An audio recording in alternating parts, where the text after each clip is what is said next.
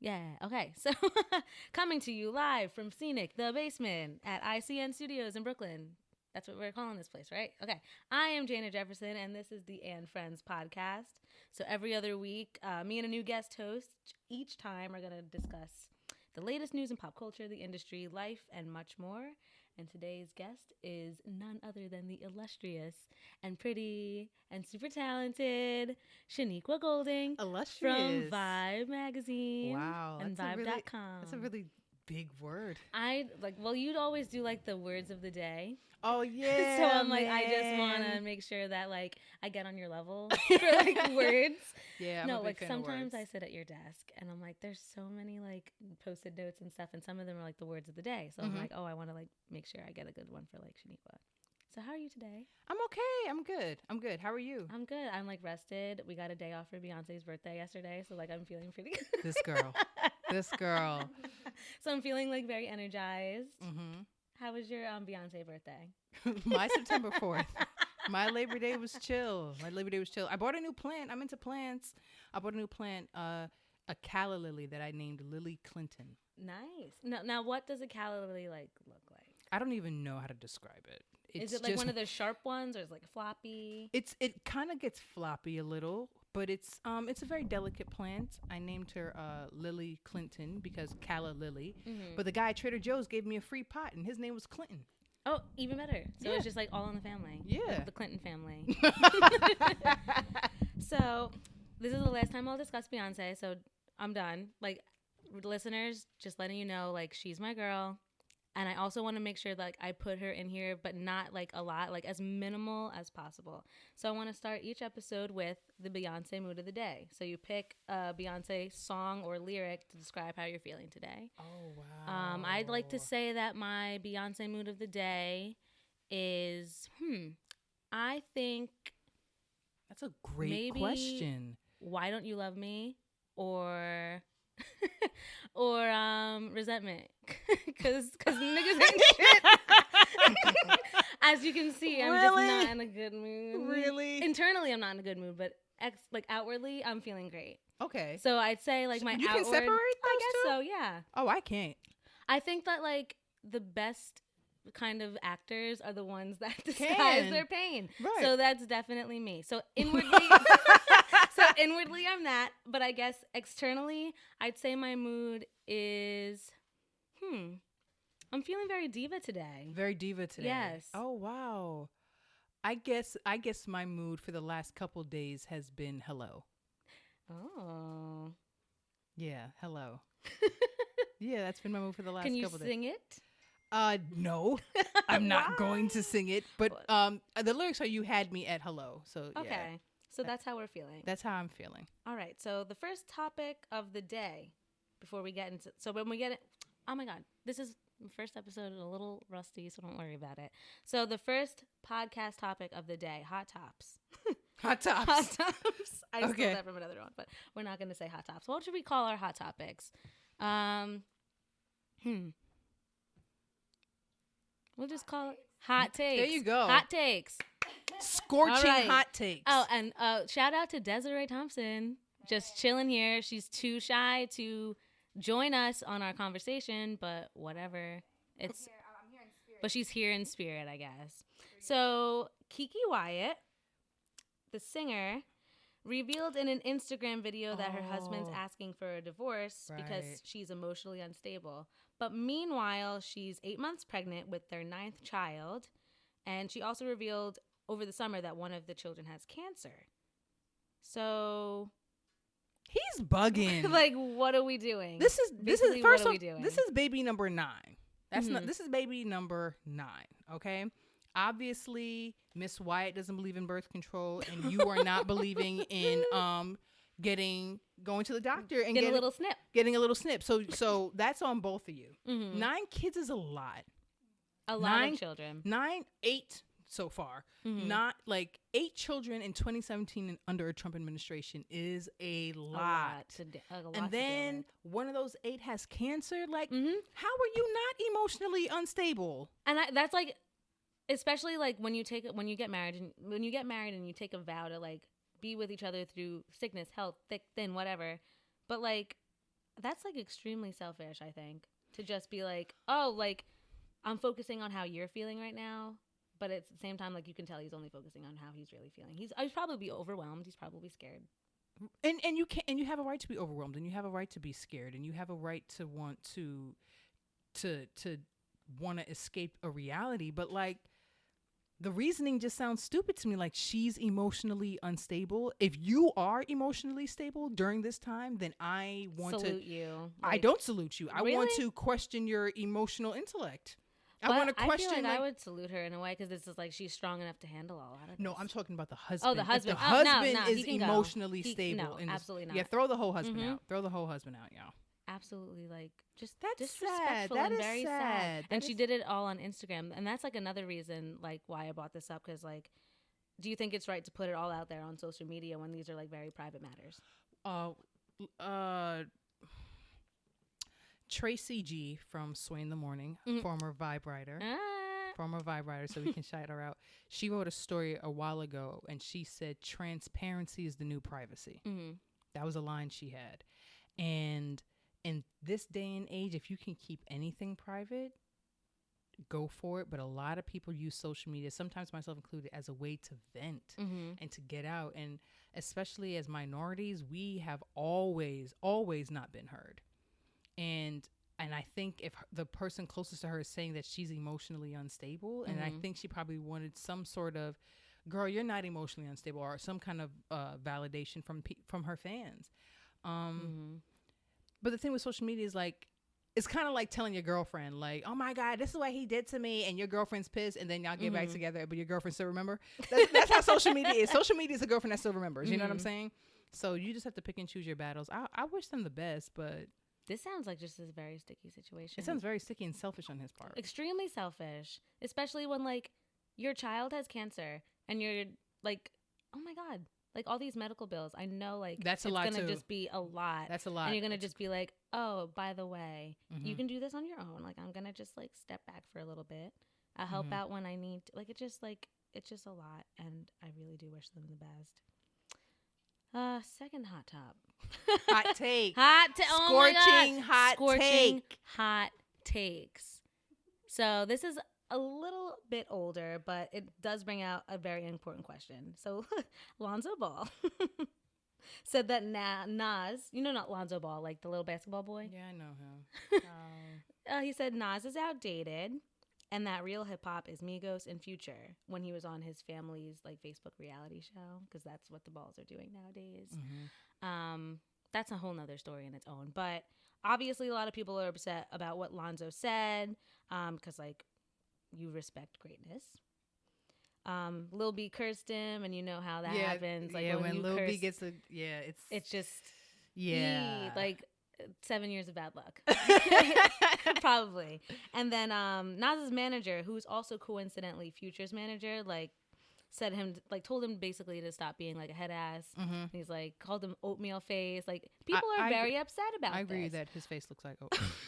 I do. Yeah, like but he's still like a kid. So I guess that brings up the question. And an attractive kid. Do you chalk it up to him being young for his comments?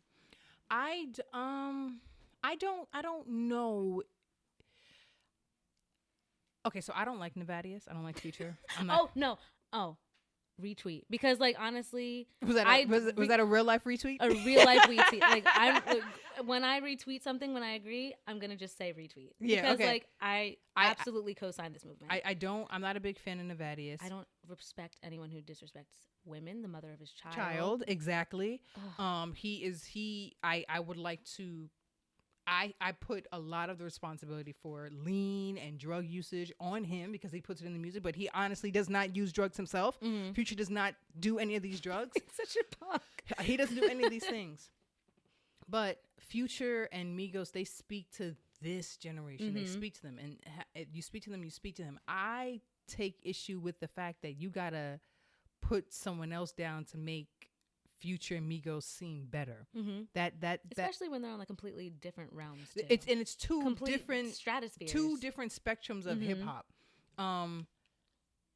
I guess in order for which ball is it, Lonzo? Lonzo. In order for Lonzo to I guess appreciate Nas, I think he has to endure certain things and go through certain things, and if he hasn't, as a young black man in America, shout out to him.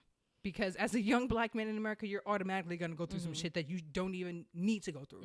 So if he hasn't gone through anything, and he can say that Future and Migos speak to him in a way that Nas does it, he's also speaking about a certain privilege that he has.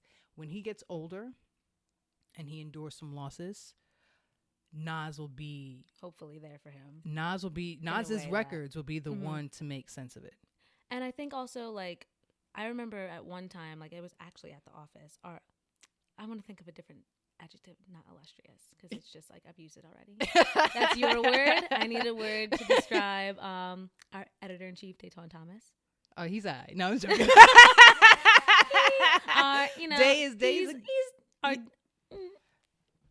Day is a lot of things. Day's a storyteller. He's been doing this for 20 years. I'd say he's very sage-like. Yeah, no, absolutely. Day is very wise. Very. So agreed. I would say that our sage.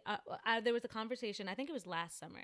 Our sage-like editor-in-chief, Dayton Thomas, of Vibe magazine. He basically he came into like the editors and the writers' room, and he's like, guys, the interns have never heard like this album, that album, that album. And he's just like, can you believe that? I'm like, oh my God, no. And then I'm like, oh, no, I can believe it. Because like a lot of the time, like we kind of, like, I guess being younger, you kind of grow up listening to a different like era of hip hop. So like you don't always go back and listen to it. So I think that's another thing that we have to take into consideration when talking about Lonzo Ball. Because it's like, he's like 19. Yes. So he was just born. Yes. So he really was just born. He was just born. So basically like the music that he grew up listening to is completely different than the music than like a lot of like older hip hop fans listen to. So maybe he like hasn't experienced Nas yet in the way that he can like fully appreciate it. So he's like, oh, like hip hop is to me Migos. Hip hop to me is Future. Whereas if I was talking about hip hop, like the hip hop I know, like I listened to Lupe and Kanye growing up. So like those are the ones that I like gravitate towards. And it's different for everybody. So I think that's another thing that like we can't really push other people's like taste aside because like it's different from ours. Agreed. But I think there are 4 pillars of hip hop, and one of them is moving the crowd.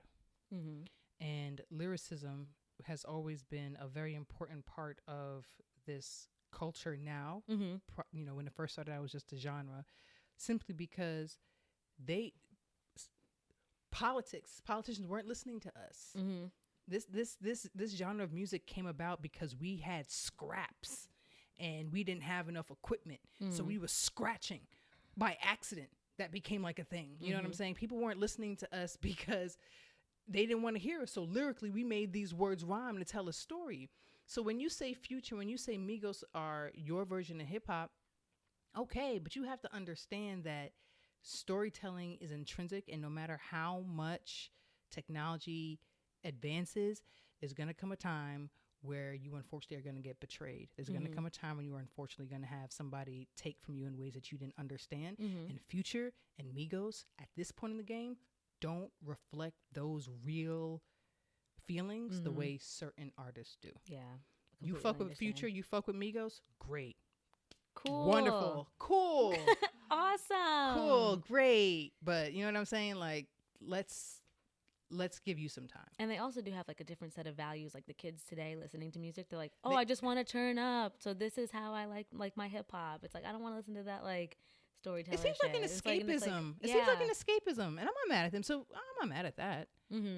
Like, granted, I do like to listen to that music when I like want to go out. But sometimes I want to hear something with a little bit more substance and a little bit more of like a meaning and a feeling behind it. Enunciation. Oh, enunciation is very pronunciation. important. Oh my God. Like, I can't.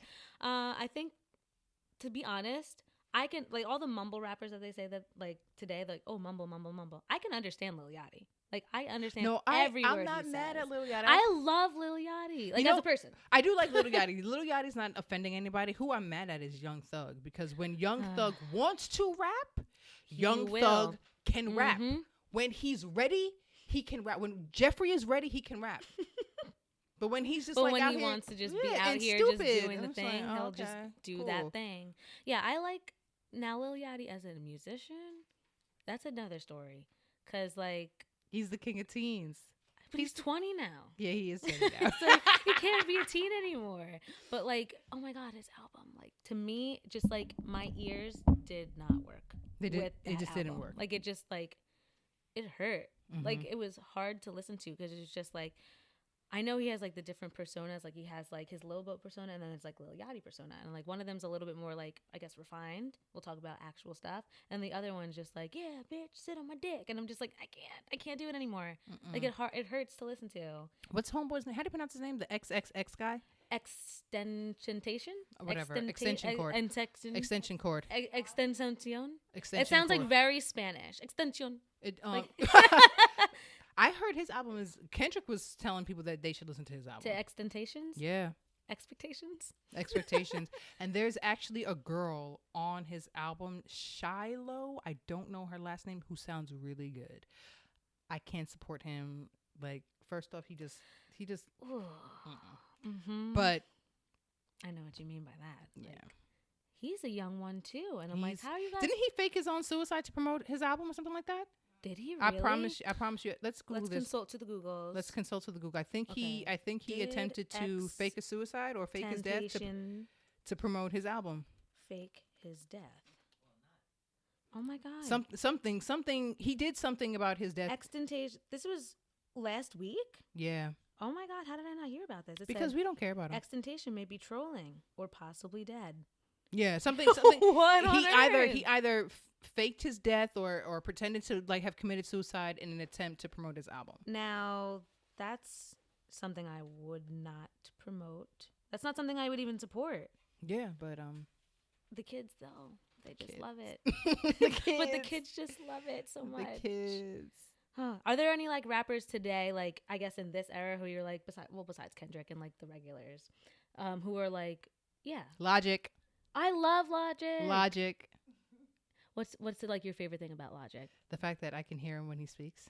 The fact that I can hear I can hear you when you speak. But Logic can rap. Yes, absolutely. Like Logic can rap. I actually recently watched like it was him and I think Joey Badass on like their tour bus and they had like a freestyle cipher like back and forth. Oh, it was like so entertaining to listen to. Logic can really rap.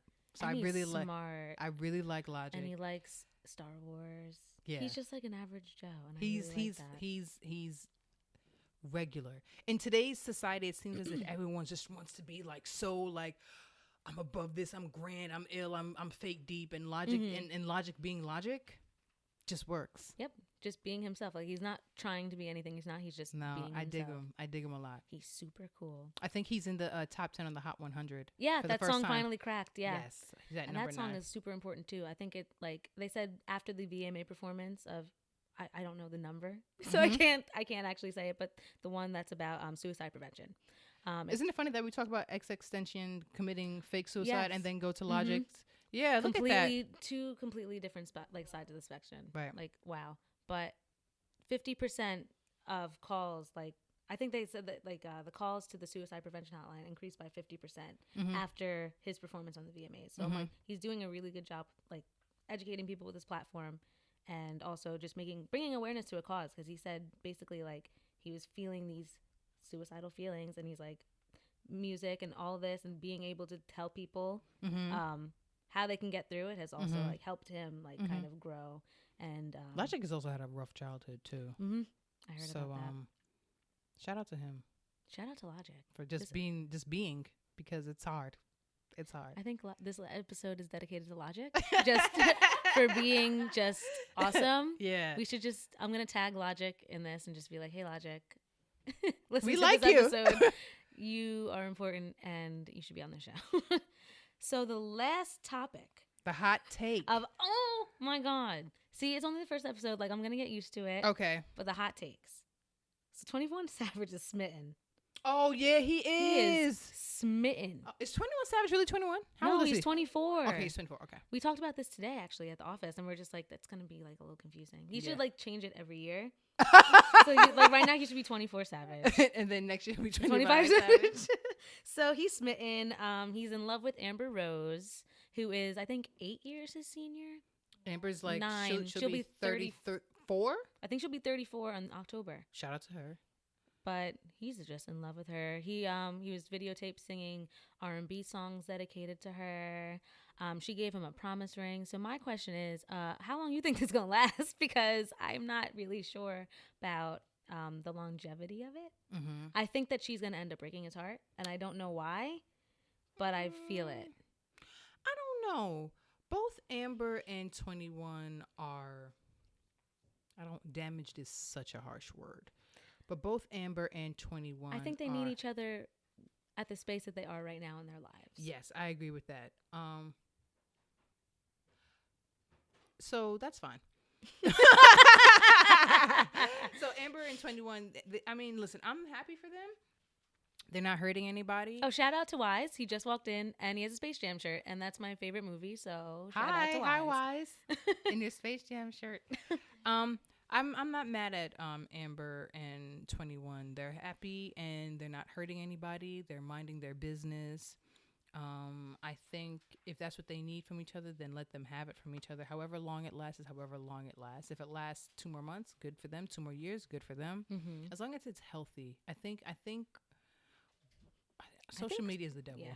I think she needs something like this, like right now, because she's always in these relationships that just like, I don't know why they don't end up working. But at first you're like, oh, like Amber's happy and I like it, and then like something goes wrong. Mm-hmm. Like I remember she was with like old boy from like Dancing with the Stars for like a little bit, and I thought that was gonna work, and then like out of nowhere she's like, nah, fuck him, and I'm like, but why? Like I'm kind of hoping that like this lasts for a little bit longer.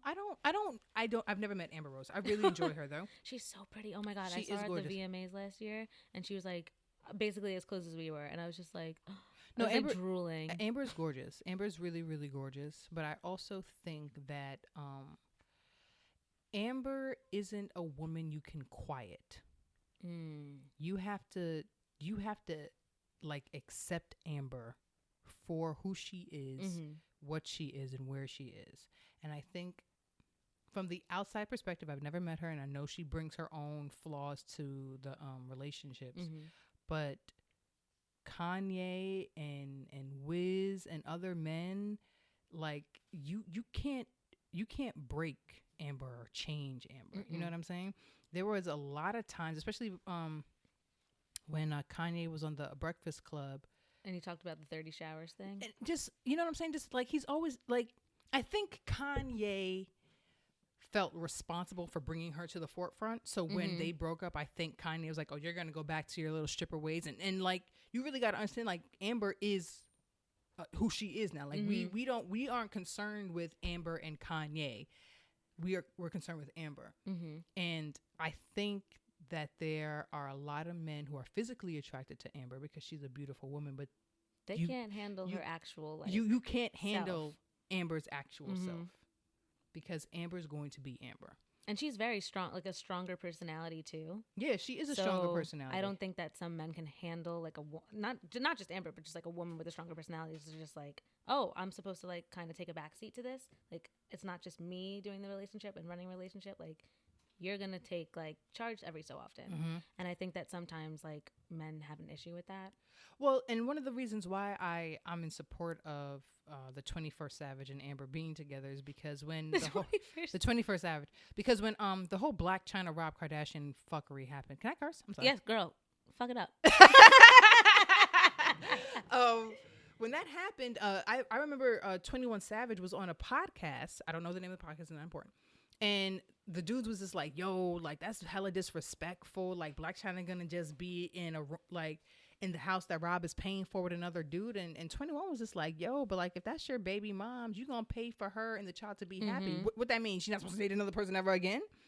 And he was just, and 21 was just like, yo, like you can't control a woman's life. Either you gonna pay for your baby moms to be okay or not. But don't think that the money you put down means that you this have it. Yeah.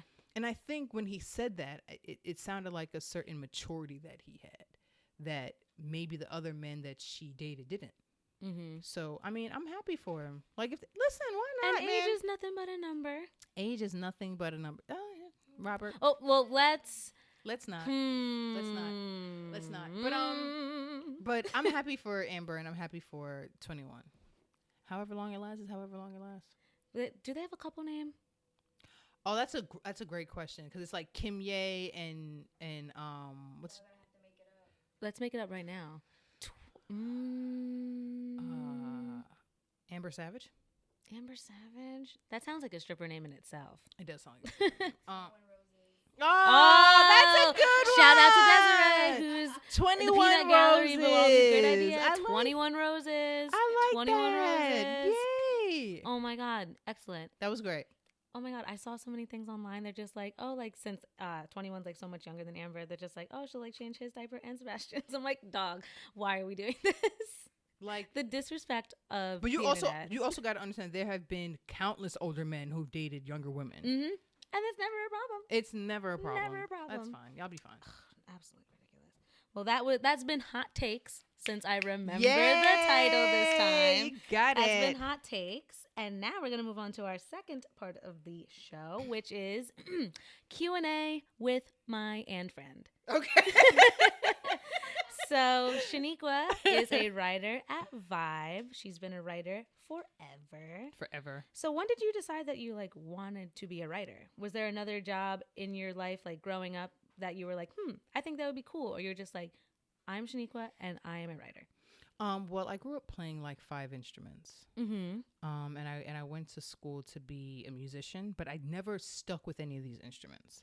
So when I went to school, like, you had to have been fluent, I guess, to say, in one of these instruments, like piano. Like, you can't just go to college and think you're going to be able to play the piano without having done it. So I was like, damn, so if I can't make music, I'm going to write about people who make music. Mm-hmm. So that's when I decided to become a writer. And the dean of my school was like such a huge prick.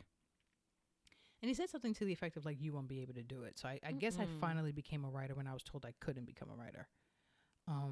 That drive. Yeah, and I think that's just kind of what happened. I graduated from college and I worked for a small paper in the Chicago suburbs, small, like, weekly, daily paper. And I learned a lot, but I hated it. Because I just hated it. And then local news is a little bit more tricky. Like, I remember I had like a local news like internship like in college, and it's like, I don't know, something about local news, just like, it's not as exciting. It's not sexy. It's not sexy at all. It's absolutely not sexy. And but I learned a lot. But then I was like, yeah, I'm not doing this anymore. And I quit, moved back home to Queens. And I moved home in December 26th. I just lied to you, y'all. I just said December 2010. And then I got hired in my first job in the industry, September 2011. And yeah, I've been doing it ever since. So what is that sexiness that music writing and entertainment writing like gives you? That's a great question. I did like a little like shoulder salsa move. The what is it? Lil Uzi Vert, like the shoulder. The move, shoulders, like, yes. His album was #1, so shout out to him. Shout out to Lil Uzi Vert. Oh my God, can I speak? Little Uzi Vert. The sexiness of what it is.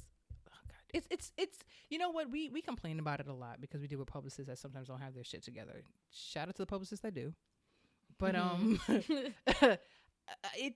we are very privileged to be able to get that access behind the rope. You know what I'm saying? Like Desiree in the Peanut Gallery, she was at the Grammys the other day. You know what I'm saying? She was at the Grammys. You were at the MTV Video Music Awards last year. I was there last year. I've interviewed several artists and I've done on-camera work, and to be able to talk to these people about their craft, it's fun. It's a privilege. It's kind of like you're not famous adjacent, but you're like you kind of you're in the room as well, and that's nice too. But everything has its perks and not so much perks. Do you think like your versatility as a writer, because you did do like general assignment reporting, and then now you do like entertainment, do you think your versatility as a writer gives you like kind of an edge over other writers in this competitive type of field? I don't think I'm actually very versatile at all. What? I don't. I just think that if I don't like it, I'm not writing about it. Oh, that's true. That's it. Like I don't consider myself versatile. The people that are versatile are the ones that they do it. You know what I mean? Like I can't, if I don't like Jana's album, I can't write a review about it. That's true. I have actually tried to like do reviews of albums that like after a while I'm just like, I don't know if I even want to like write about this, because I'm like, I don't know if I like relate. I don't know if I exactly. like this. And it's very difficult. It's very, very difficult. But I feel like those are the most talented ones, you know, and that's why I don't think I'm very versatile. If I just don't dig it, I can't do it. Or curious. Mm-hmm. I move through this world based upon curiosity. And if I'm not curious about you, man, like, no. Then you just stay in the corner. Yes. What's been your most challenging interview to date? I interviewed Sabrina Fulton, Trayvon Martin's mother. How did you approach that? Because actually I kind of wrote this question on my computer with the hopes that you would answer that way. So how did you approach the interview since it was such a sensitive kind of topic? I was very nervous. I don't get nervous around talent. Mm-hmm. I don't get nervous around talent. But the only reason why we know who Sabrina Fulton is because her son was shot and killed. Mm-hmm. And her son's killer is a free man. Mm-hmm. So that you going into the interview like that, it's you just bring that with you. Sabrina Fulton is also very no nonsense, like me. So that was easy to relate to. Mm-hmm. But at the time I interviewed her, it had been 5 years since Trayvon's death, and the following summer was Mike Brown, and then it kind of felt like snowballing, like open season, if you will. And I was very nervous, and I was very just if I may, or do you mind if I ask? Mm-hmm. I was extra polite because you buried your son. Mm-hmm. You know what I mean? It's never easy to talk about. You didn't drop an album. You didn't write a book that's got turned into a movie. You buried your son. Mm-hmm. You know what I mean? And for me and us, I think I am a little older than you, but Trayvon Martin was kind of like an anchor for us. You know what I mean? Racism was always a thing, but when Trayvon happened, it was just I know exactly where I was when I found out the verdict that he was guilty, that he was found not guilty. And I remember crying and I remember looking around and all the black people in the area just having a sense of disappointment and knowing what was up. Mm-hmm. And all the white people just what's the big deal? Yeah. Yeah. Mm-hmm. You know what I'm saying? So Sabrina Fulton was definitely my most difficult interview. Was that the piece that you were most proud of, or there was something else that was also yes, I did this. I wanted to do this so bad and I did it? I'm not proud of anything I do. Well, you gotta pat yourself on the back. I'm not proud of any of my stories. I'm not proud of any of my stories, but Sabrina Fulton I was glad I got through it. So what we don't know is that Sabrina Fulton, she was supposed to be on the cover of Vibe magazine. She was going to be the first non-entertainer, any of that on the cover of the magazine. Ever. Whew. That was the goal. But we got word from her mid-January, and then every year that they have the Trayvon Martin Foundation dinner, and we were going to go down to Florida. I interviewed her over the phone. We were going to take pictures of her, turn it around, and we were going to have the story out for Trayvon's mother's birthday. Trayvon's birthday is February 15th. Mm-hmm. I lied to you. Trayvon's birthday is February 5th. His mother's birthday is, I want to say, anywhere between the 12th and the 16th. Sabrina Fulton made it very adamant. She does not want to honor the day her son died. She was like, don't drop this story then. Mm-hmm. So me and Daytwan Thomas, the editor-in-chief of Vibe, we were rushing to get the story done, and we did. But the day we were supposed to do the photo shoot, she didn't show up. And I think she didn't show up because we didn't account for the fact that Trayvon would have been 21 when we did the interview. You know what I'm saying? 21 was a big age, a big mile. You know what I'm saying? And we just didn't account for the emotion that she was going through. Mm-hmm. So I felt like the story was a waste. I felt like, we can't even do the story anymore. Fast forward 2 months or 1 month, Afeni Shakur died.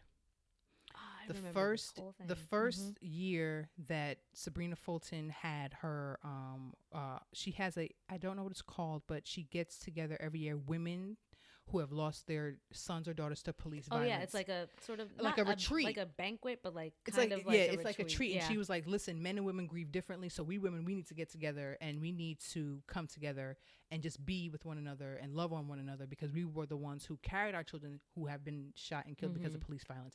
And the first keynote speaker to ever speak was Afeni Shakur. Mm-hmm. So Daytwan, again, man, I'm sorry, we gotta stop talking about this kid. Daytwan, Sage like Daytwan Thomas. Sage Daytwan was like, we're gonna put Afeni on the cover.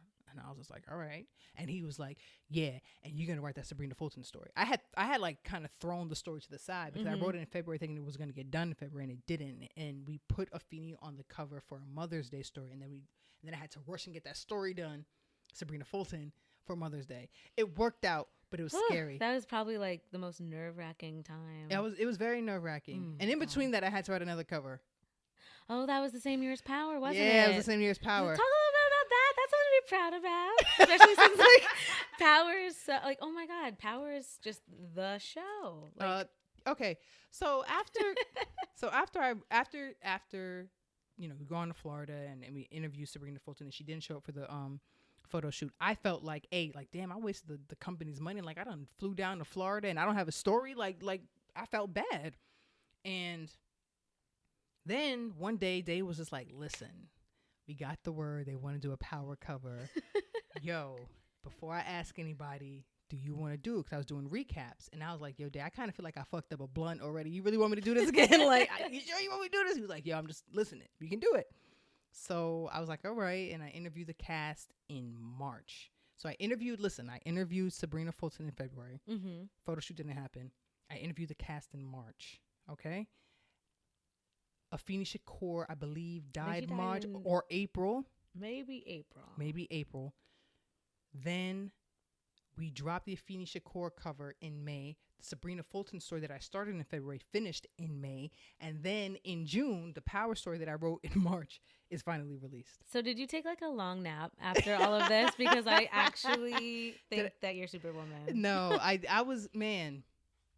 You know what? I think from that lesson, I learned that things happen when they're supposed to happen. And I'm learning this now as I try to get another story done. That we can't talk about that, but it'll happen. It'll happen. What qualities do you think that you've learned about yourself when it comes to being a writer, like through all your experiences? I'm like a fucking like bulldog. Like, don't not answer my question. Are you like one of the people I know they call you the militant editor. Are you also like a militant interviewer? No, I'm not a militant interviewer because man, you got to allow people to warm up to you, man. You got to allow people to want to trust you. And I believe that people still know when they're talking to someone who is genuine and sincere. And like, there's some people who are like, all right, so your crackhead mother that left you when you were 5. Absolutely. Come on. Like it's just like, let the salt, like, yeah, you know what I mean? And I also am really big on building a rapport. So if I don't get that first click from you, that first big juicy quote for you, I'm going to meet you again. You know what I'm saying? Like, I interviewed the cast of Power 2 or 3 times before I actually got the interview. So when I got the interview with them, Fifth, Omari Hardwick, Joseph Sakura, Rotimi, they were all really like, hey, how you doing? I didn't have to break any ice. If that makes any sense. Oh, it makes total sense. I always like to ask people, like, when I'm interviewing somebody who's like a little bit more like notarized, I like to talk to them just about their life first before I like actually get into it. Because like, you don't want to just be like, oh, it's another interview. I don't want to have to just jump right into it, especially since like they've done so many interviews that and day. They probably answered the same questions. So they're like, why do I want to talk to this girl? Why do I want to give her like the scoop on how I'm doing? Right. If I don't know her like that. Right. So that's something that I always like to do as an interviewer as well. Is there a story that you're most interested in trying to tackle in the future? Is there a story that I'm most interested in trying to tackle in the future? There are a few. I really want to tackle. Okay, so I'm Jamaican. Shout out, because I am too. Shout out to Jamaica. And I really want to tackle the link between like Black women, West Indian women, and white children that they raise. You see what I'm saying? Like, if you go to certain affluent parts of New York City, you see a lot of Black nannies taking care of these white children. And it's just like, on the one hand, it's like, you know, people, they need to feed themselves, they need to take care of themselves, but there's a real bond that happens with these kids and these nannies, and I want very, very close bond. Very, very close bond that somehow gets distorted when these children become older. So I want to do a story about that. I haven't flushed it out yet, but I want to do a story on the corner store and all that it represents, how it's beloved in hip hop, how it sometimes has been not a safe haven where you go and get your news, where you build relationships with the guy behind the counter, where the guy behind the counter is making money off of you and sending their kids to fucking Duke University. Mm-hmm. The cat, that and I think I want to do something with jail. I don't know what about jail. Just go to jail for a night. I probably want to go to jail for a night. That would be quite the piece. Quite the piece going to jail, but yeah. Is there an interview subject you're like most interested in interviewing? Like somebody I want to really interview? Yeah. Is Harry Belafonte still on the list? He is, but y'all, oh God. Anyways, Harry Belafonte is really on the list. I really love him because he calls them Martin and Malcolm. He doesn't call them Dr. King and Malcolm X. You know what I mean? Like that's Martin. Mm-hmm. You know what I mean? That's crazy to me. I remember that when I first came to Vibe and we were all going around, like you were like everyone was like introducing themselves and you're like, "Hi, I'm Shenequa and I'm going to interview Harry Belafonte." And I'm like, "Okay." And I'm like, he's like 93, but you know what? I'm going to get there. And it was right. like, "Okay." Right. Cool. Oh God. I love him so much. You've gotten pretty close a couple times. I've gotten very close a couple times. I've gotten very, very, very, very close. But we'll see. Hopefully. Mm-hmm. Who else I really want to interview that I'm really interested in? I want to interview Janet Mock. Mm-hmm. I like Janet Mock. I know you're just reading her book. I'm reading her book now. I really like Janet Mock. And there's somebody else that I can't, it's not coming to me at the present moment. But anybody that has an interesting story. You don't have to be famous. Mm-hmm. Just anybody that's got a story. Anyone who's willing to share that story. Anyone who's willing to share that story because too. Sometimes people are just like, "You already know my story." Mm-hmm. It's like, no, but like there's more layers to it. Oh, I fuck with JJ Watt too. So if JJ Watt wanted to do an interview, I really like him. That'd be really cool. He's like 6'5", 280 pounds. He's like a rhino coming at you. Oh my God. I just came back from Los Angeles. It's so funny how you say that because like I can picture how big that is. He's huge. Like, we literally just got back. We went to Muscle Beach, like on Venice Beach. There was a dude, obviously has steroids in his system, but he was like 6'6". Right. And then like, I think if you put me sideways, that was his body. And it was like, whoa, like, oh my God, how does this happen? But yeah, that's a big guy. Yeah, he's a huge guy. Huge. With a huge heart too. And that's all that matters, really, when you look at the bigger scope. I'm dying. Dab on it. So what advice can you give other up-and-coming writers who are interested in doing some of the things that you do? Read everything that you can whenever you can.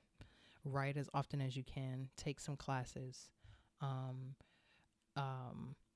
Form a community of writers. Stay off of social media.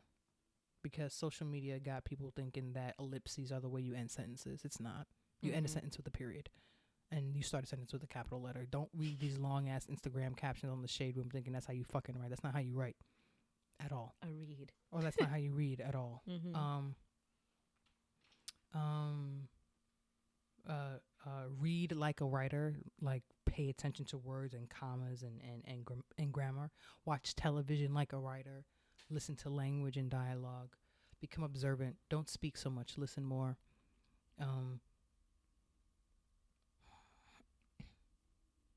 And just don't give up, man. We writers are very important. We are the vanguard of history. I agree. And I think that what I like so much about you as a writer, Shenequa, is that like you meet all these people, but you don't let it like we talked about, like, oh, you can be like, haha, look at me, look what I did. Mm-hmm. But you don't let it like change you. Because renters still do. Because I'm about to interview a Gyllenhaal on Thursday. Renters still do, honey. Maggie Gyllenhaal? I'm interviewing Maggie Gyllenhaal. Interesting. I saw her in a play. She didn't seem very nice, but I think that you can get to her. Oh, well, she has to gooey be. Renters still do. Like, who are some of your favorite writers? Who am I? Some of my favorite writers? Oh boy. I think, to be honest, I was like mostly into like book writing. Mm-hmm. Like I wanted to be an author all the time. Like ever since I was little, I wanted to be an author. But then I realized that I don't have the patience to write a book. So I'm like, I don't know if I want to be a book writer. So I think in like 8th grade, I started looking up to like television journalists. Like I loved loved Katie Couric for like the longest time. Mm-hmm. And I really liked I liked the ones who like took the time to actually like I feel like when I was looking at television journalists, because I always wanted to be like on the news too. Mm-hmm. I like the ones that don't like, you know, I know you're not supposed to like show emotion all the time when you're a journalist, but I like the ones that kind of like show that you can still be human and still try to get the story. Mm-hmm. So I've always I liked Anderson Cooper a lot Mm-hmm. because he's not afraid to be like, this is bullshit, but I'm gonna give you the story. So like I like him. But as for writers, I did like the ones that I looked up to in Vibe, which is like why it's so cool that I'm actually there. Yay. Like I like Keith. Keith? Yeah. You should get him on the show. That'd be so cool. You know, my dad actually texted me today. He's just like, is the editor-in-chief at your at Vibe Keith Murphy? I'm like, no, but I wish he was. It'd be so cool. Oh my God. Oh, Shenequa, you're so cool. I wish I was you. No, you don't. Yes, no, you don't. Why not? I think a lot. I think a lot. Like way too much. Like I think that's a Gemini thing? It's a Gemini thing. Because I know a lot of Geminis that overthink. I overthink everything. I overanalyze everything. My good friend today told me to like go with the flow. Okay, let me ask you guys a question. What does it mean when a certain person always looks at your Instagram stories? He's trying to get it. What does that mean? What does that mean? A certain person? Like, now, are you romantically linked to this certain person? I am not romantically linked to this certain person. So if a certain person, maybe he's just interested in your life and he thinks that you have a lot of good things to say. Maybe it's an algorithm thing. I think it's an algorithm thing. It could be an algorithm. Desiree from the Peanut Gallery says it's the algorithm. It could be an algorithm thing. Because I'm into Desiree on Instagram and I don't see her shit at all. I don't like the new algorithms on Instagram at all. Yeah. I wish that it was just in order. Yeah, Because like it always, like my Instagram, like if I went on right now, it would probably show me selfies. I don't like selfies. Like I saw something, it was like, if I like your selfie, it's probably because you look good for you. And I'm like, oh, that's probably true. That's because it's just like everyone posting selfies. Like I think that if someone is looking at your story and it's the same person, and now it's the same person that says it, like he sees it first or it pops up first. He sees it first. Maybe he's just interested in what you have to say. Maybe he likes you. Are they cute? They have a brother? And we end there. Oh my gosh. I like him, but that's just that. When's the last time you were in like a nice serious relationship? Oh, what year is this? 2017. 2010. Oh. Yeah. It's been 7 years. What do you look for in a guy? This is gonna sound like arrogant. Mm-hmm. And if someone says it's arrogant, I get it. But you can't just be good. You can't just be a good guy. You can't just be a fun guy. You can't just be a smart guy. You have to be fascinating. There's got to be more than one adjective, a one-syllable adjective to describe you. Like you have to be fascinating. Mm-hmm. I'm fascinating. You got to be I fascinating. agree. You have to be fascinating. And I oftentimes, like, I'm a writer. So if I'm not asking you questions, I'm not interested in you. You're not very interesting to talk to. I'm not interested in you. So you have to be fascinating. And fascinating can come in all different forms. Mm-hmm. Fascinating doesn't mean college educated. Fascinating doesn't necessarily mean you don't have a child. Fascinating doesn't necessarily mean that you don't have a car. I'm not saying that, but you just have to be fascinating. And I know fascinating when I see it. Sometimes it'll just like, sometimes they just come out of nowhere and you're like, oh, this is like something special. I like a challenge when it comes to certain guys. I don't know if I like a I don't know if I like a challenge. I don't want you to be challenging. I don't want you to be boring. I don't want you to be boring. I don't want you to be boring. I want you to be fascinating. And I want you to be smart. My one requirement is you must read books. That's important. Like I'm not fucking with you if you don't read books. Like real books. And don't say not The Alchemist or not. No, because niggas that don't read books say their favorite book is The Alchemist. That's what they say. Default book. It's the default book. 48 Laws of Power. Mm-hmm. Come on. That's another one I've heard before. Right. That's the 48 Laws of Power. And this is like, no, I'm talking about like real books. Real books. With character development and shit. Mm-hmm. You know what I mean? So you just have to be fascinating, not challenging, not boring. Yeah. That's cool. Yeah. You know what? It'll happen. Or not. or not. And if it doesn't, it's fine too. I'm still whole.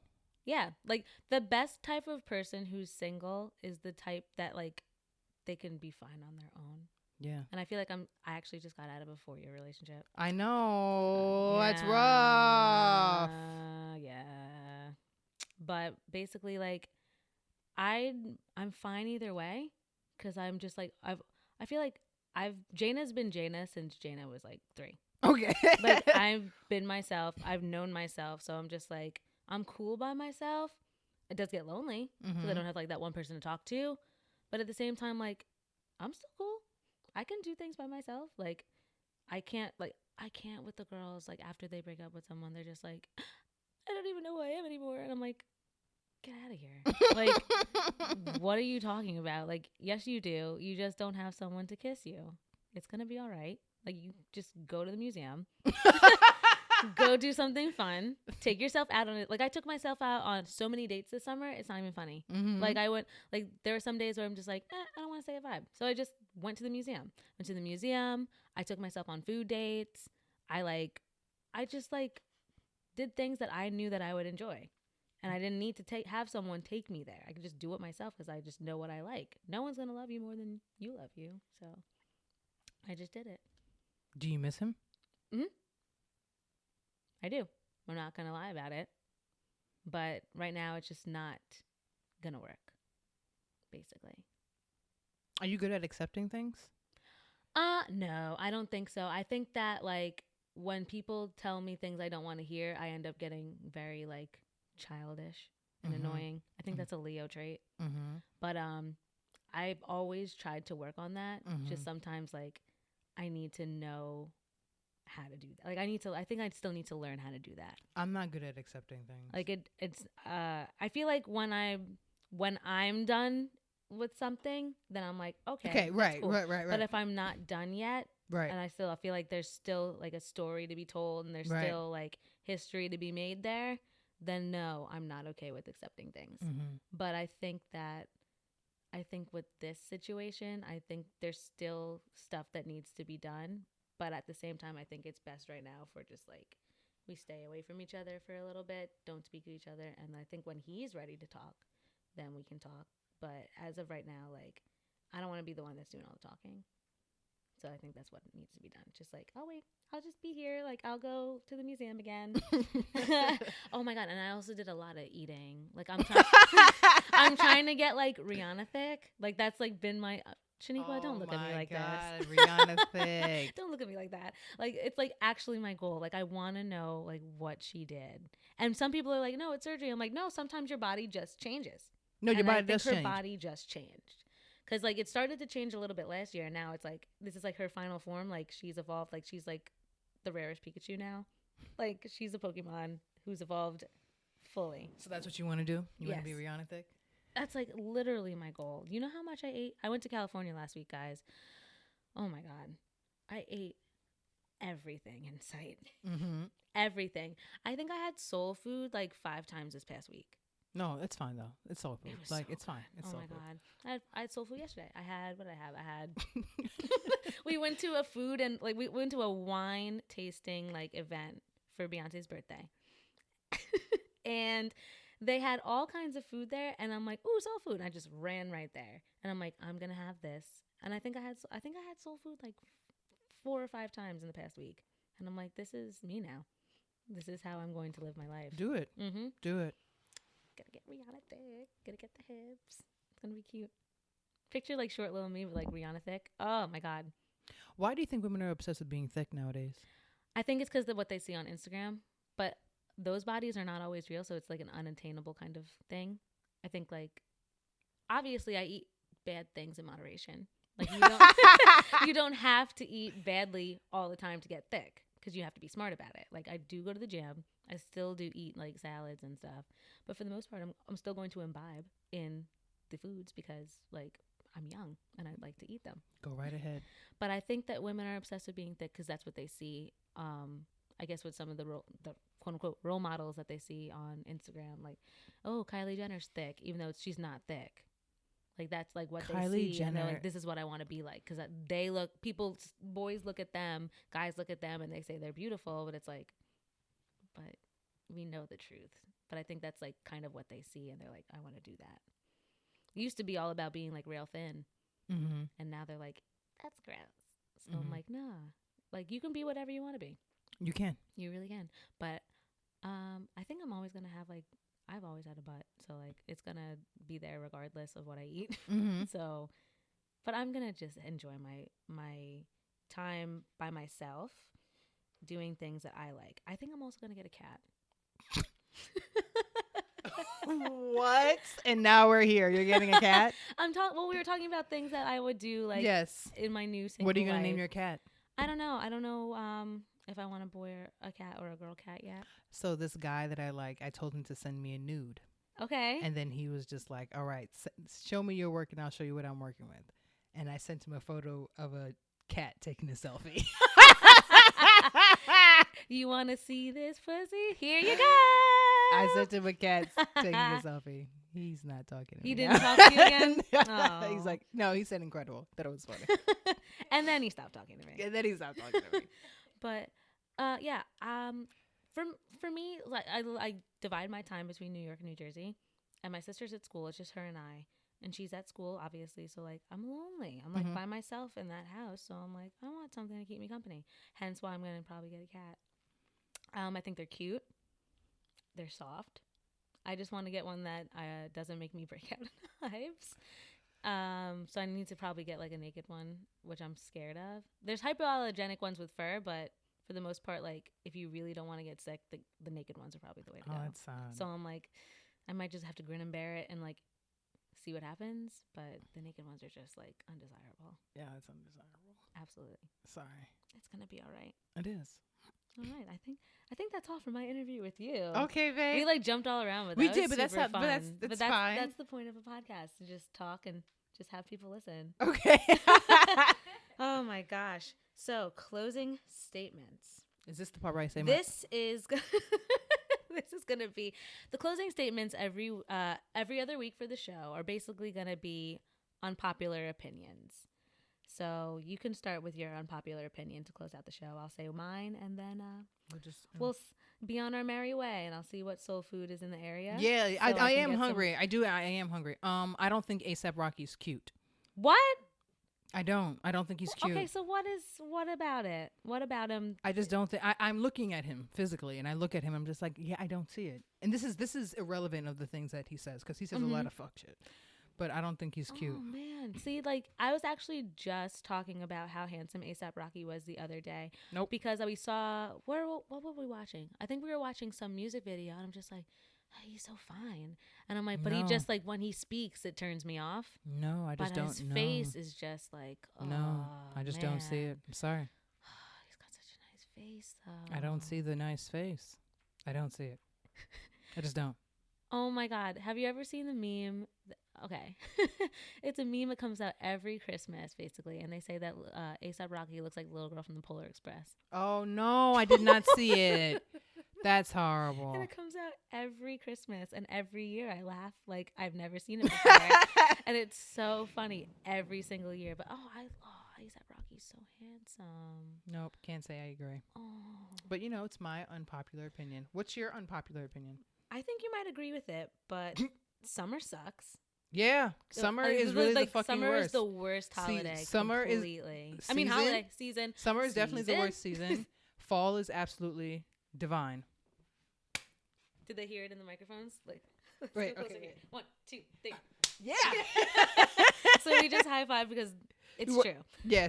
Fall is. So I don't like summer because I have the sweat hereditary gene. So your sweat glands are they get active? Is that what it is? Like summer is like the absolute worst for a sweaty person like myself. Cause like you can't go anywhere without being hot. And especially in the city, like, and there's nowhere to run. New York City is a city of scents. Yes. And you smell it in the summer. I feel like this summer was probably one of the worst ones. It's scent-wise. It's just bad. It's like piss and garbage. And then there's the rat taking care of his 4 turtle sons in the subway. It's just no. It's just like ugh. But I love the fall because the colors. That's what I like about the fall. And the crispness in the air. You know what's very, like, it's morbid yet beautiful? Fall is everything dying. So it's like, this is what how beautiful life is before it's, like, taken away for these trees. It is. It's really beautiful to me. But fall and spring are beautiful indications of, you can let things die and beautiful things come about. Now, I like spring for that idea, but I don't like spring because my allergies come back. OMG. I'm just out here looking all kinds of high on the Claritin. Like, it's just a mess. Now, do you have, like, all season allergies? I don't know what. I was fucked up for a few days. I was like, and I didn't even, like, and I was blowing my nose, and it was just, I don't know. I don't know if it's all year round or if it's, like, sometimes fall, maybe spring, but I was fucked up. My springs are always worse. Like, I have, like, something called rhinitis. So it's like stuffy noses, but, like, stuffy noses, like, to the extreme. Oh. Like, my sinus, like, my airways, like, get swollen. Oh, that sucks. And I, like, can't breathe at all. Like, right. I have to, like, I look like, the kid from Hey Arnold, who always, like, punch. He's always, like, breathing in the, like, in your ear. It's basically me, like, all spring. But I think this spring wasn't that bad. I was fucked for up. me. I was fucked up in August. I remember you, like, went to, like, the doctor, didn't you? Did I go to the doctor? No, I was home blowing my nose out. I saw your Instagram story and you're like, guys, help me. It was bad. It was really bad. It was, yeah. But yeah, summer sucks because of the sweating. It's also the scents. The chub rub. Do you get chub rub? What's the chub rub? Chub rub is when you have thicker thighs and they rub together and leave marks. Oh my God, dude. And it's like, honestly, like someone put like hell on your thighs. No, it's not even that. Like, chub rub is not a fake thing. It's a real thing. I was walking in the office today and I heard my thighs hitting each other. I was like, the fuck is this? Like, get it together, Shenequa. Come on, thighs. Come on, thighs. And then when, you wear some jeans and then the thighs, it's like they don't line up. And no. You have a hole because your thighs are so thick and you get a hole in your jeans. No? Oh no, I actually wore leggings the other day. Like the right there, like yeah. That's always where my jeans and whenever I need to throw away my jeans, that's always where it happens. I actually have a pair of leggings that I refuse to throw out, even though they have holes there. Mm-hmm. Cause they're so comfortable. They are comfortable, and I'm just like, who else gonna see this? Exactly. I'm just like, I'll just pull my my leggings all the way up to like my nipples, and then no one will see the holes because they're like all the way up. Right. It's no big deal. Yeah, the chub rub is awful. This summer has been rough because like I didn't go to the gym like all August. I just didn't feel like it. Good. So I didn't. I substituted the gym for soul food. So I went to. I didn't go to the gym, so like my thighs obviously got a little like bigger since I haven't been toning them. Mm-hmm. So when I was in California last week, it honestly felt like it was like the worst pain I've ever experienced. Mm-hmm. And then you get like irritation, and it's like, okay, now I have to go to the gym because like the chub rub is starting to get like a lot. I heard my thighs smacking each other. I'm just like, come on, like the fuck, really? This is so inappropriate. Going to a 10 a.m. meeting, yeah, it was bad.